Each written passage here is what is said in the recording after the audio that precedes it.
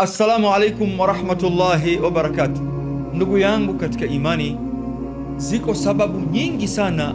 Sababu hizi ambazo lau kama utazifanya inakuwa ni sababu ya wewe kukubaliwa dua yako. Pengine unamuomba Allah kila wakati Allah akukubalie dua yako.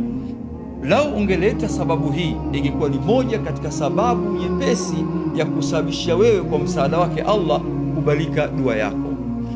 Jaa inda al-Imam Tirmidhi rahmatullah alayhi, imekuja hadithi amepokea Imam Tirmidhi, hadithi ya Anas ibn Malik radhiyallahu anhu.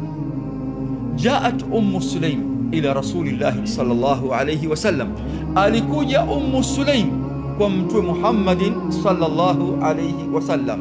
Faqalat, akamwambia, ya Rasulallah, ewe Mtume wa Allah, alimni kalimatin ad'u bihin, nifundishe maneno ambayo mimi ni muombe Allah tabaraka wa taala kupitia maneno hayo iwe sababu yangu mimi kubaliwa dua yangu. Faqala alayhi salatu wassalam, akasema Mtume Muhammad sallallahu alaihi wasallam akimfundisha Sulaim, na wewe ndugu yangu, kama unafahamu jambo lolote ambalo Mtume anapomfundisha sahaba wake ndio kanifundisha mimi na kufundisha wewe, na wewe kamata maneno haya iwe sababu ya dua yako kukubaliwa.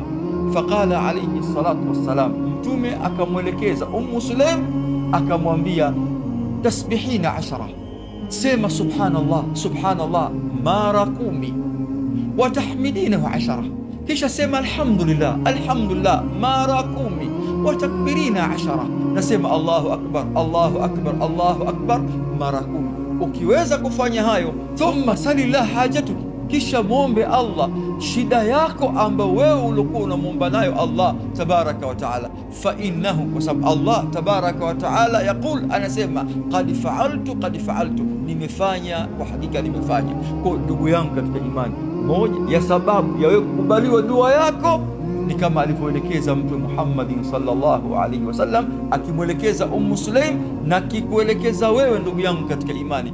Unapotaka kuomba dua yako yoyote, shida yako yoyote, kumwomba Allah, anza kwanza kwa haya adhkari hizi tatu. Ya kwanza kabisa, tasbihina Allah 10, sema subhanallah subhanallah mara 10, wa tahmidinahu 10, sema alhamdulillah mara 10, wa takbirinahu 10, kisha sema Allahu akbar mara 10, kisha muombe Allah dua yoyote unayotaka, shida yako yoyote. Wassalamu alaikum wa rahmatullahi wa barakatuh.